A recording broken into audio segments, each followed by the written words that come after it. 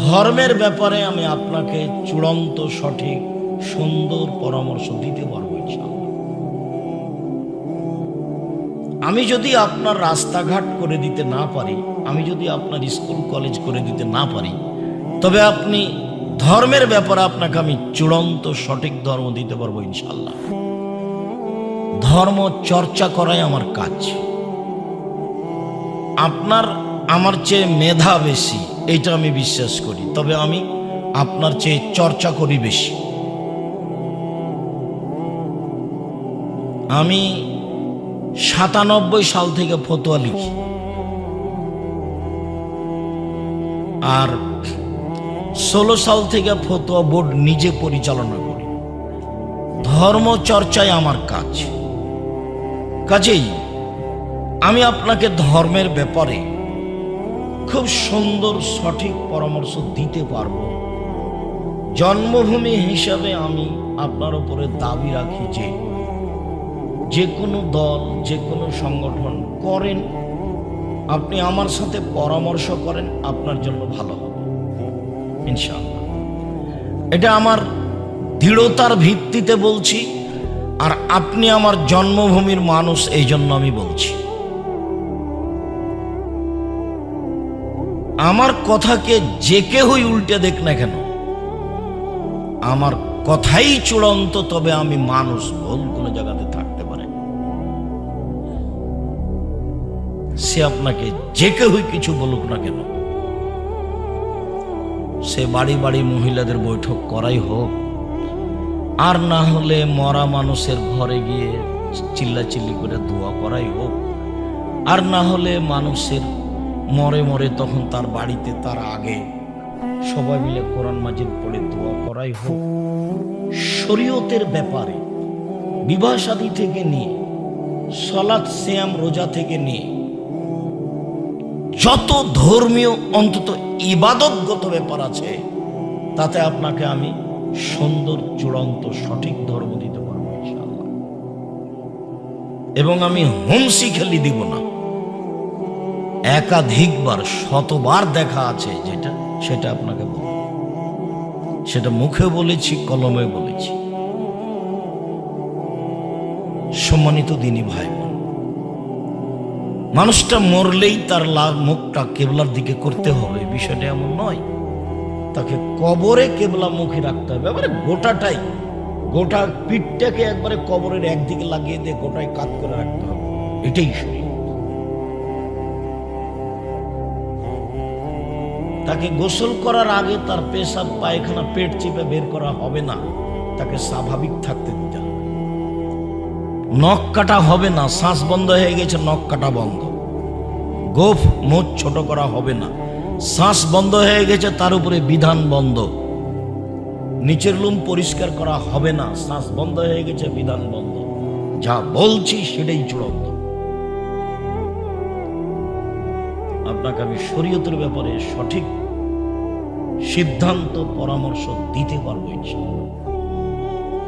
আকীদাই যাদের মার খেয়ে গেছে, তাদের বিচারের পাল্লাই পাপ নেকি ওজন হবে না। আবু যার গেফারি রাদিয়াল্লাহু তাআলা আনহু বলেন, একদা আমি আল্লাহর নবীর নিকটে আসলাম, দেখি তিনি ঘুমিয়ে, আমি চলে গেলাম। একটু পরে আসলাম, দেখি তিনি জেগে। আমাকে দেখেই বলছেন, আবু যার গেফারি শোনো, মান কালা লা ইলাহা ইল্লাল্লাহ মুখলিসান বিকলবিহি, যে খালেস অন্তরে লা ইলাহা ইল্লাল্লাহ বলবে, সে জান্নাতে চলে গেছে।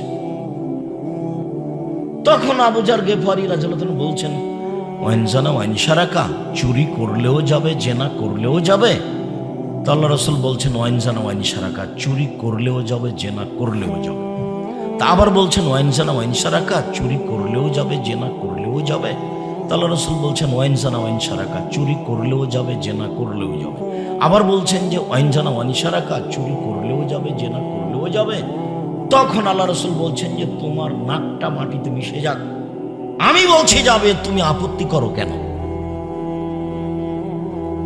এখন আপনার সাথে আমার এখানে একটা কথা থাকতে পারে যে আবু যার গেফারি রাদিয়াল্লাহু তাআলা আনহু শুধু এই দুটা পাপের কথা বলছেন কেন? পাপ তো আরো বড় বড় আছে। সিরিয়ালেতে এটা 5-6 নম্বর পাপ। 1 নম্বর পাপ হলো শিরক করা, সেটা বলবেন। 2 নম্বর পাপ হলো বাপ মায়ের অবাধ্য চলা। বাপ মায়ের অবাধ্য চলেছে যে সে জাহান্নামে চলে গেছে। আল্লাহ কাউকে বাঁচাবেন বিচারের মাঠে, ফেরাউনকে রক্ষা করতে পারে, সেটা তার ব্যক্তিগত ব্যাপার। কিন্তু তুমি যদি মানুষকে শাস্তি দাও, দাও, এটা তোমার বান্দা, আমাদের করার কি আছে, দাও। আর তুমি যদি ক্ষমা করো, করো। তুমি যদি ফেরাউনকে ক্ষমা করো, তাহলে কি আমি তোমার বিরুদ্ধে মামলা করতে পারবো যে কেন ক্ষমা করলে ফেরাউনের ক্ষমা হবে? মানে এটি কি কেউ করতে পারবে? পারবে না, সেটা তোমার ব্যাপার। তো তুমি তো ক্ষমা করতেই পারো। আরো তো পাপ আছে। বাপ মায়ের অবাধ্য চলে জান্নাত লাভ করা যাবে না, কঠিন। এটা 2য় মহাপাপ। 3য় মহাপাপ মিথ্যা সাক্ষী। মিথ্যা সাক্ষীতে চাঁপাইনবাবগঞ্জ জেলে বহু মানুষ আছে, নিজেও জানে না আমি কেন জেলে। তার এগুলো জানা নাই ঘটনা কি, জজও জানে না ঘটনা কি, উকিলও জানে না ঘটনা কি। যে সাজিয়েছে, যে টাকা দিয়েছে, সেই জানে। এ হলো 3 নম্বর মহাপাপ। 4 নম্বর মহাপাপে কোনো জায়গাতে জেনা এসেছে। 4 নম্বর মহাপাপে কোনো জায়গাতে এসেছে মানুষকে হত্যা করা, সুদ খাওয়া। তো জেনা চুরি তো 3-4 নম্বরে। তো বারবার এইটা আবু যার গেফারি বলছেন কেন? এই জন্য বলছেন যে এই 2টা পাপের সামাজিক বাস্তবতা যত খারাপ, অন্য পাপের বাস্তবতা তত খারাপ। এখনো যদি কেউ চোর ধরা পড়ে, তো চোরও তাকে মারে।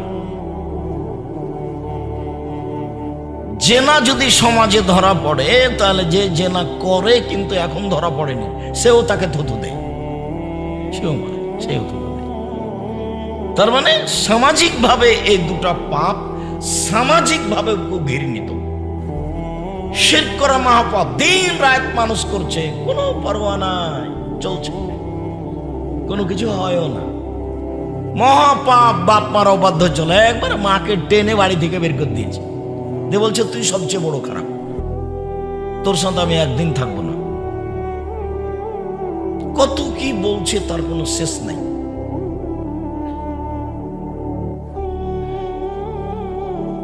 তো সামাজিকতা সমাজে এর বাস্তবতা খুব খারাপ, যার কারণে এই 2টা উল্লেখ করছে। কথা এখনো শেষ হয়নি। এই 2টাই কেন, এই জন্য এই কথাটা বলে এখানে রাখলাম। আর একটা এ হাদিসে আবু হুরায়রা রাদিয়াল্লাহু তাআলা আনহু বলেন যে একদা আল্লাহ রাসূল বাগানের দিকে বাইরে হাঁটছেন।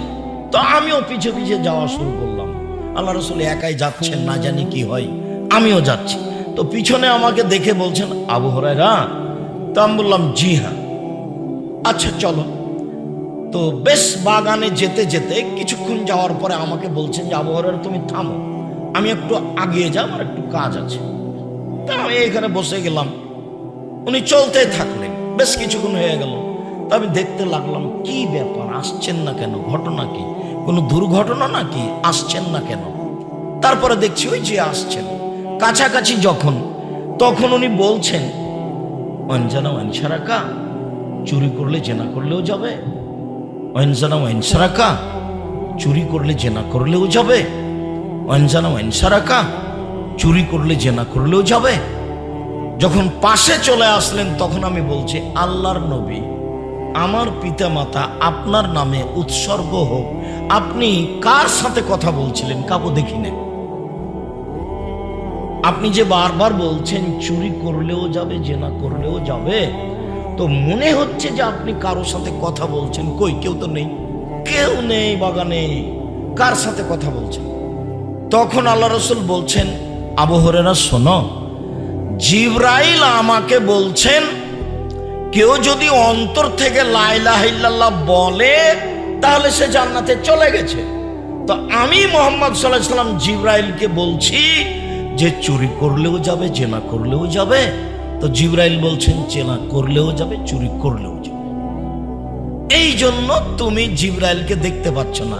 জিবরাইলকে তো আর মানুষ দেখতে পাবে না, নবীগণ দেখতে পাবেন। জিবরাইলকে মানুষ আপনারা মনে হয় কথা কি বুঝতে পারছেন না? আপোষে যদি কোনো সময় অমনোযোগী থাকেন তাহলে হবে না, কথা ছুটে যাবে। আমি তো আর কেসা বলতে পারি না যে আপনি বাদাম খাবেন কেসা হবে, দুটো এক নয়। বলছিলাম সম্মানিত দিনী ভাই বোন,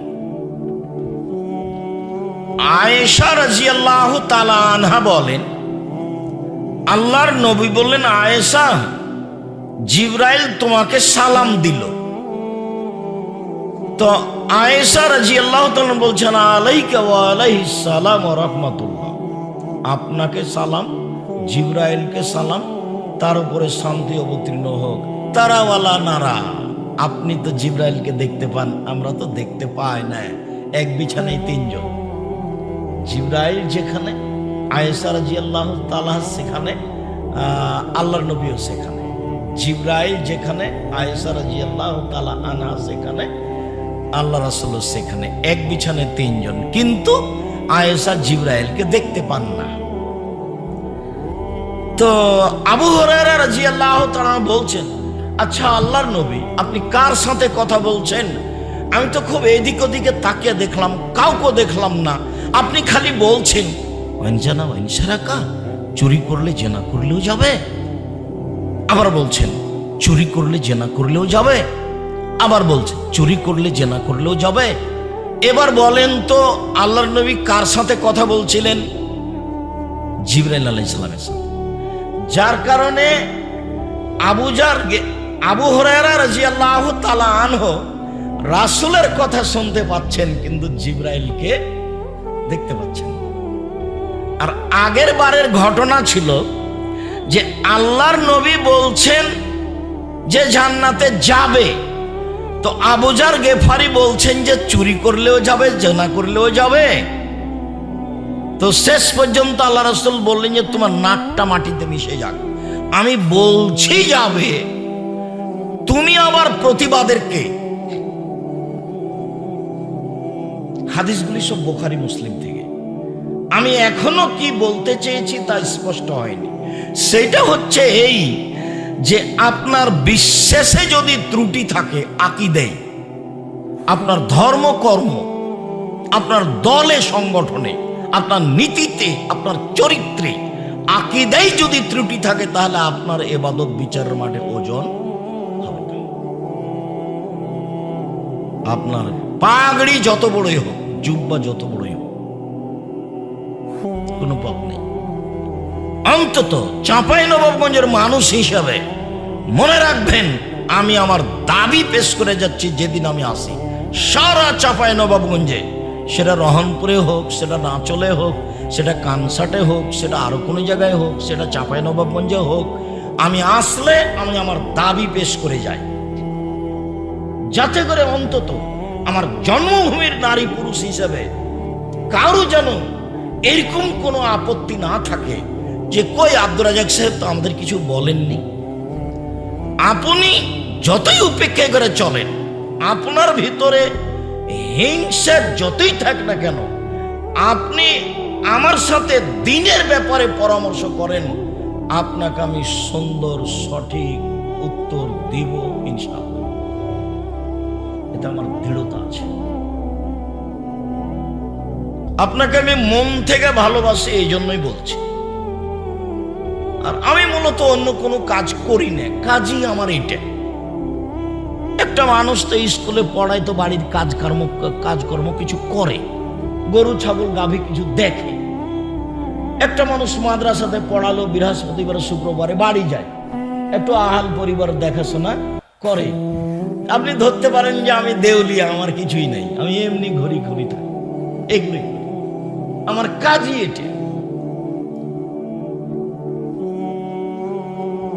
আমি ক্লাসের পরে বাড়ি চলে গিয়ে অন্য কোনো কাজে ব্যস্ত হই না, এটাই। প্রতি মাসে বড় বড় বিদ্বান থাকেন দেশ বিদেশের আমার সামনে ফতোয়া বৈঠকে, আমি সেই ফতোয়া বৈঠক পরিচালনা করি। বড় বড় বিদ্বান, একবারে জামিয়া সালাফিয়া বানারসের হেড মুহাদ্দিস বুখারী, সেটা আপনাদের জামিয়া সালাফিয়া রাজশাহী ডাঙ্গিপাড়ার হেড মুহাদ্দিস। দেশের যারা বড় বড় শায়েখ তারা এখানে শিক্ষক, তারা হাদিস পড়ায়, জামিয়া সালাফিয়া টাঙ্গি পড়ায়।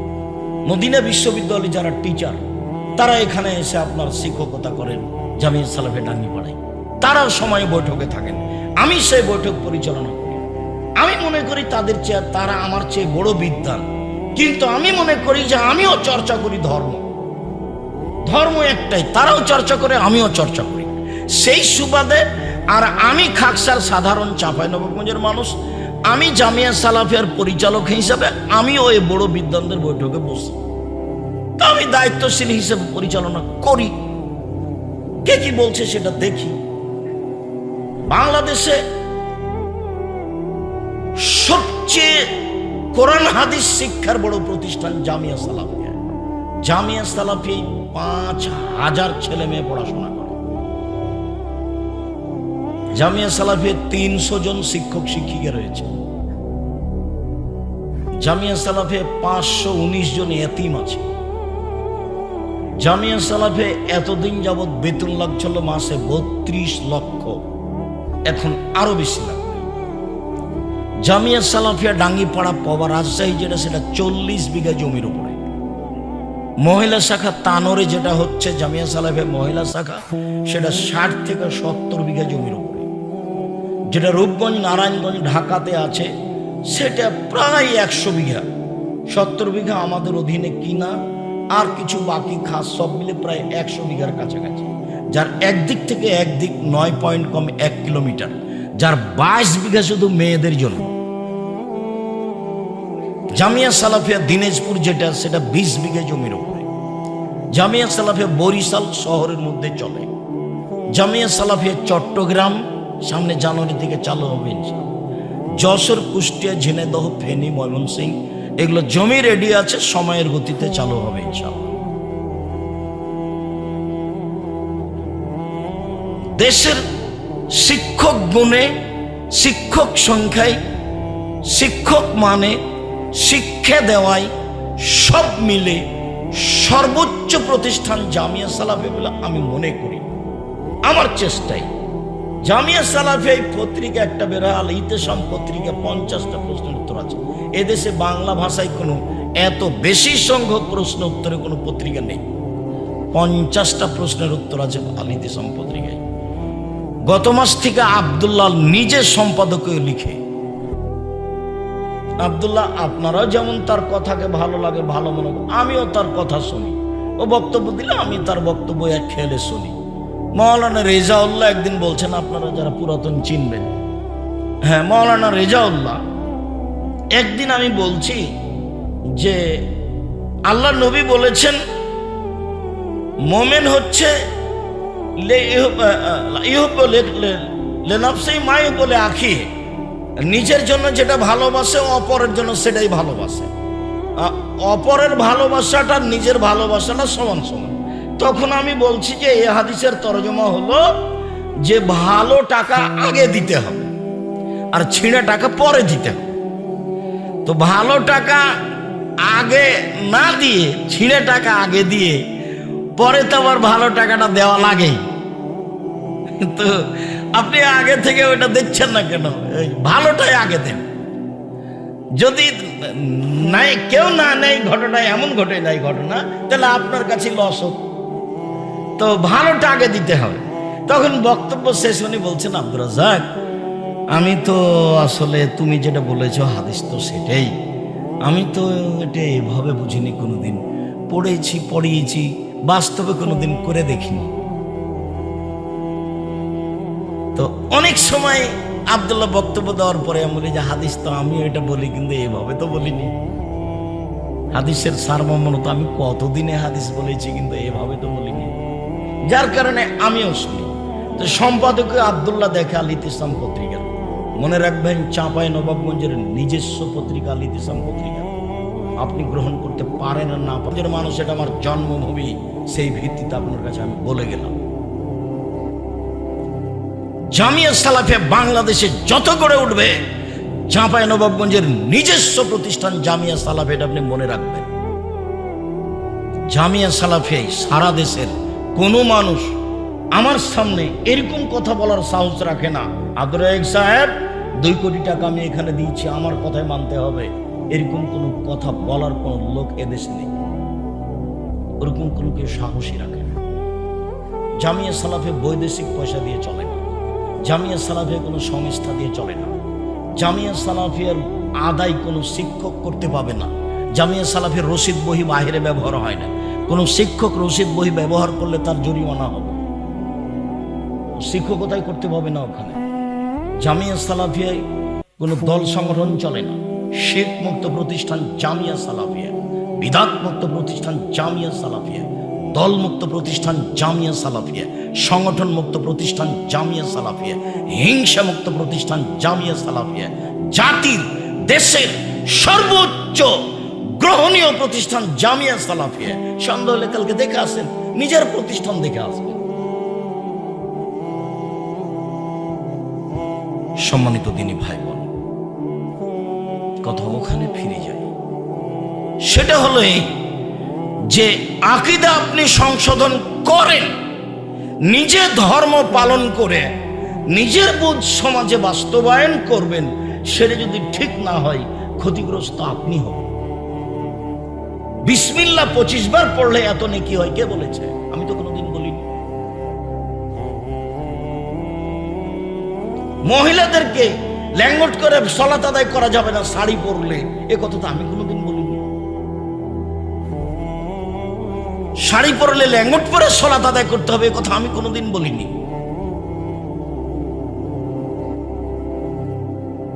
আপনি মনে কিছু নিয়েন না। ধর্মের ব্যাপারে আপনি যদি আমার সামনে দাঁড়ান, আপনার আমি কথায় কথায় ভুল দেখাবো, আপনার পাতা সবটাই ছেড়ে যাবে। আপনি ভালোবাসা বজায় রাখেন, আপনার আমি সাথে আছি। আপনি আমার দিনী ভাই, আপনার পরামর্শ আমি গ্রহণ করব যে কোনো সময়। আমি মানুষ, আমি ভুলের ঊর্ধ্বে না। ভুল থাকবে, এটাই স্বাভাবিক। তবে আপনি যেটা মনে করেছেন সেটা শরীয়ত নয়।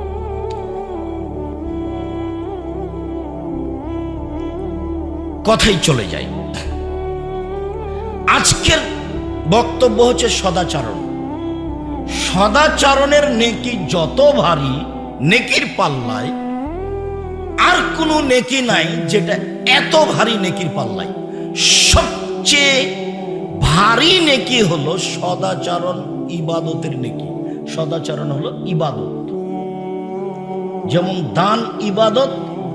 ভারত, বাংলাদেশ, পাকিস্তানের লোক আলেম ওলামারা জাতিকে বুঝাতে পারেনি যে দান ইবাদত। তখনই তারা দানের কথা বললেই একটু চমকে ওঠে, আরে ওর স্বার্থে এটা দান চাচ্ছে, সে কি যে করে, টাকা বাইরে খাইলে কি, মানে একটা এরকম একটা হয়। আমরা বুঝাতে পারিনি যে দান একটা ইবাদত। সবচেয়ে শক্তিশালী, ক্ষমতাধর, পাওয়ারফুল ইবাদত হলো দান। আপনি হজ করেন, হজ করে জান্নাত পাওয়া যেতে পারে, জান্নাত পেতে পারে, জান্নাত কিনা যায় না। আপনি সিয়াম পালন করেন রমজান মাসে, সিয়াম পালন করে জান্নাত পাওয়া যেতে পারে, জান্নাত পাওয়া যায়, জান্নাত কিনা যায় না। আপনি সালাত আদায় করেন, পৃথিবীর ব্যতিক্রম ইবাদত সালাত, একেবারেই ব্যতিক্রম, মানে কোনো কথাই বুঝে না।